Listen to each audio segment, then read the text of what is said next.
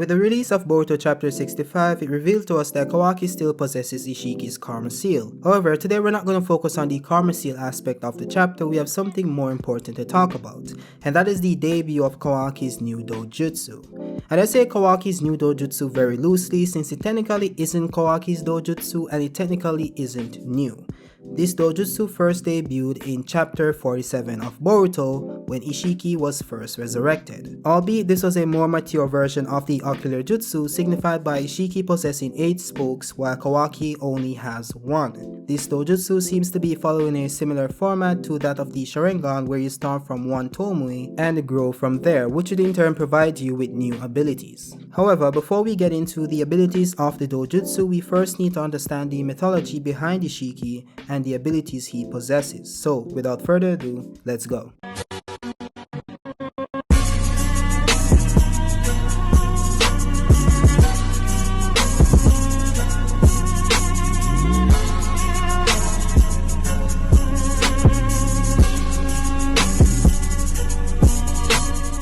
So what we know about the Otsutskis is that they are all based on heroes and deities from Japanese folklore. With Kaguya Otsutsuki, we know that her character was heavily influenced by the story of Princess Kaguya, which is said to be one of the oldest Japanese legends in written record. When it comes to Momoshiki Otsutsuki, we know that his character was influenced by Momotaro, who is a popular hero in Japanese folklore, similar to Kinshiki Otsutsuki, who is influenced by Kintaro, who is also a hero from Japanese folklore. And whilst Urashiki Otsutsuki is regarded as filler by most hardcore Boruto viewers, he was also based on a character from Japanese folklore called Urashima Taro, who is the protagonist of the fairy tale called Otagi Banashi. However, in my research for Isshiki Otsutsuki, I've come to realize that he was influenced by 3 characters in Japanese folklore, one being Isshunboshi, otherwise known as 1-inch boy. Now this story is pretty short and pretty simple. Isshunboshi was born to a childless old couple who prayed to Sumiyoshi Sanji to be blessed with a child. However, the child born was only 1 inch tall and never grew taller, thus the name 1-inch boy. One day, Isshunboshi said he wanted to go to the capital to become a warrior, so he embarked on his voyage with a bowl as a boat and a chopstick as a paddle. One thing you'll notice is that Jigen's design was heavily influenced by that of Isshunboshi, with him fitted with a robe, simple sandals, and also a rod similar to Isshunboshi's chopstick. And another thing to note is that the bowl Isshunboshi used to embark on his journey is similar to the bowl Jigen used to seal Naruto. Now the interesting part of Isshunboshi's story is when he went on a journey with the princess of the palace and she was attacked by Onis. One of the Onis swallowed Isshunboshi because he was so tiny. However, Isshunboshi used the needle to stab at the Oni in the stomach, making the Oni surrender. The Oni spat Isshunboshi back out before vanishing. One of the Onis dropped a magical hammer called Uchi no Kuzuchi, also known as the wishing hammer from Japanese folklore, and Isshunboshi used it to enlarge his body to the height of a normal human.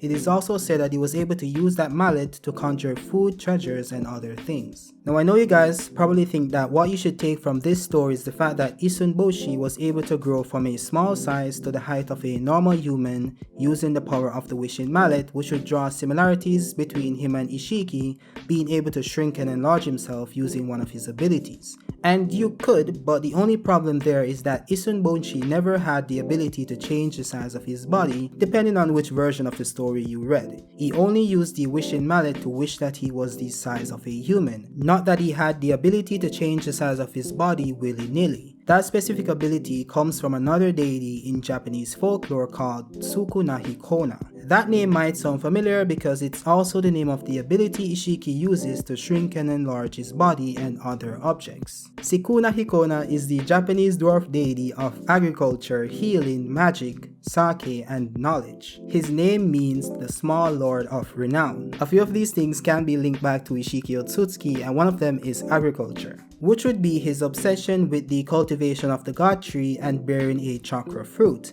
Another would be Ishiki's liking for sake or wine in this case. The knowledge aspect is pretty undeniable since we know that Amado wouldn't have been able to create the overpowered cyborgs without the knowledge imparted to him by Isshiki himself. Not to mention that Isshiki has been on Earth for over a millennia, which means that he has knowledge of all that has happened since. Magic is also a part of it, but we'll get into that part later on in this video. Another similarity we can draw between Isshiki and Sukuna Ikona is from a game called Demon Summoner, Reido Kizunoha versus the Soul Army. In this game, when you get to Reido Kizunoha's confrontation with Major General Munakata, the general is ultimately revealed to be manipulated by Sukuna Ikona within his body, who did this by crawling into Munakata's body through his mouth, similar to what Isshiki did to gain full control of Jigen's body before bestowing him with the karma. Another similarity between the two characters is that Sukuna Ikona also fought with a staff similar to Jigen and also Kawaki from the post-time skip timeline, who also has Isshiki's karma. Another ability Isshiki has that was taken from Sukuna Ikona's moveset is the ability to create high-speed homing projectiles that drains the life force of the person it hits and also inflicts them with a stun damage. This ability is called Mudo.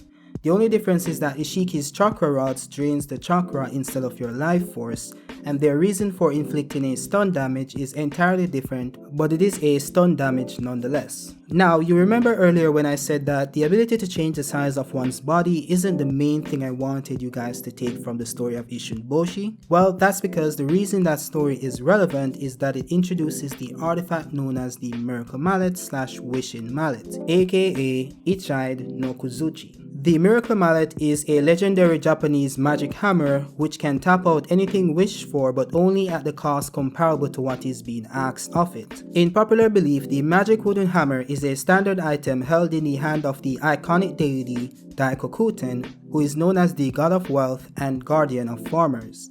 The name Daikokuten might sound familiar since it's the name of the ability Isshiki uses to store and receive objects from his pocket dimension. Isshiki's power to grant wishes, which is the ability of the magic mallet, was hinted at in Boruto Chapter 39 when Jigen said that everyone's wishes will be granted. The Ichide no Kuzuchi symbol is also present on Ishiki's body and outfit after he's resurrected in Jigen's body, and it was also present on Kawaki's palm in one of his cover arts. Why Isshiki never used the wishing ability is unknown, but we can assume that it was because he never had the chance to resurrect in his perfect vessel Kawaki. It is likely that he needed a stronger body to wield the power, which is why he alluded to granting everyone's wishes after sacrificing himself to the god tree and resurrecting in Kawaki. Or it's also likely that he needed the chakra fruit in order to awaken the ability, similar to Kaguya, who awakened multiple abilities after consuming her chakra fruit. The mallet is also said to grant 9 other unique abilities. These are size manipulation, life manipulation, matter manipulation, gravity manipulation, summoning, reality warping, duplication, water manipulation, and mind manipulation. The hammer's presence also numbs people's sense of danger, making them less cautious. Take this with a grain of salt because I did a lot of research on the Miracle Mallet and I can't find a story where the mallet possessed these abilities. Who knows, maybe there is and I couldn't find it, but this information can be found on the Character Battlefield wiki linked below. Now, even though I was not able to find the mallet being used in this way, some of these abilities were indeed used by Isshiki at some point in the story. We see size manipulation in play when Isshiki uses the ability called Sukuna Ikona to alter his size and the size of other objects. We see some sort of life manipulation ability where Isshiki was able to tell the amount of time he had left to live in real time, and he could also see his life force. Matter manipulation would be him being able to materialize his rods out of nothingness. We've seen him use the gravity manipulation ability to crush Kashin Koji's mask, alter the pressure of the cube when Boruto tried to save Sasuke, suspending the pillars he shrunk in mid-air during his Kashin Koji fight, and also suspending the cover of the ceiling pot he used on Naruto. We've also seen post-time skip Kawaki seemingly use this ability to lift rocks of the surrounding dismantled landscape in Boruto's opening. As for summoning, we've seen Isshiki use this ability to summon Kawaki to the battlefield after detecting his chakra was connected to Naruto's. We've seen Isshiki use the duplication ability to create an exact replica of the table and food that was before him after Delta destroyed it in a fit of rage. We've also seen him use this ability to mass produce his chakra rods and cubes only after creating just a few of them. We've also seen mind manipulation in play when he first entered Jigen's body and took control of his mind. And as mentioned before, this is an ability the deity Sukuna Hikona possessed. As for reality warping and water manipulation, we haven't seen those in play as yet, so I guess we'll just have to wait and see. Also, the passive effect of the hammer to dull one's senses would explain why Naruto wasn't able to sense him in 6 paths mode even before he started using the cubes. Now that does it for the unique abilities provided by the hammer itself, but how does that relate to Kawaki and his new dojutsu? Well, what we know about Kishimoto is that he will take inspiration from folklore, but he's always gonna add his twist to it, and normally in the form of a dojutsu similar to the Rinnegan and the Samsara. So what we know for sure is that Isshiki doesn't use a hammer, and whenever he uses his abilities, the effects are shown in his right eye, which means that this dojutsu serves as the conduit for these abilities. Additionally, these abilities seem to be represented by the tomoe-like spokes the eye is comprised of. If we count all of them, we'll see that Isshiki has 8 spokes in his eyes along with 8 magatamas on his cloak, which represents the power of the 8 paths, similar to the Rinnegan and the power of the 6 paths. Now you might be wondering, how is it the power of the 8 paths when I named 9 unique abilities? Well, that's because if we approach this the same way we did the Rinnegan, this means that Isshiki also has an outer path. And by that I mean, even though the Rinnegan had 6 paths and is referred to as the 6 paths power, it still had a 7th path called the outer path. This is an ability granted to wielders of the Rinnegan which affords them the power to control life and death, which Nagato used to create the 6 paths of pain, and Obito used to resurrect the dead Jinchurikis. I didn't mention the wishing ability as one of the paths since it would be covered by the Mallet symbol on his chest, and if anything else, it would be an outer path based on its overpowered nature. So all of this would mean that the new dojutsu likely possesses 9 or 10 new abilities for Kawaki to mess with eventually. I say eventually because, as mentioned earlier, Kawaki only has 1 spoke while Isshiki had 8. This could mean that Kawaki only has access to 1 ability for now, and I can't wait to see what it is. That brings us to the end of the video because I don't want to make it any longer than it needs to be. This was a really interesting topic and I actually enjoyed doing the research and getting familiar with Japanese folklore.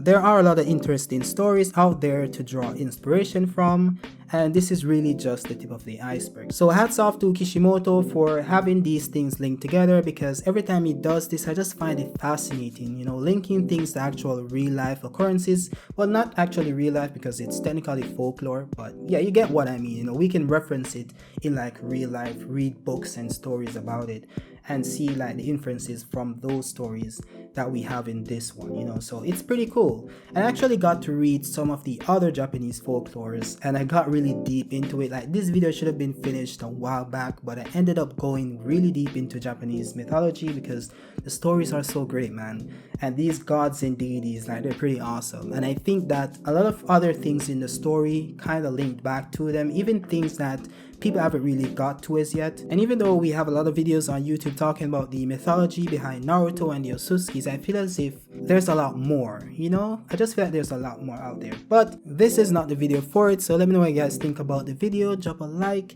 and also subscribe, guys. I'm trying to reach 1k by the end of this month. We should be heading into the new year with 1k subs. So if you guys like the video, drop a like, drop a comment, subscribe for more content like this one, and yeah, have a great day. Peace.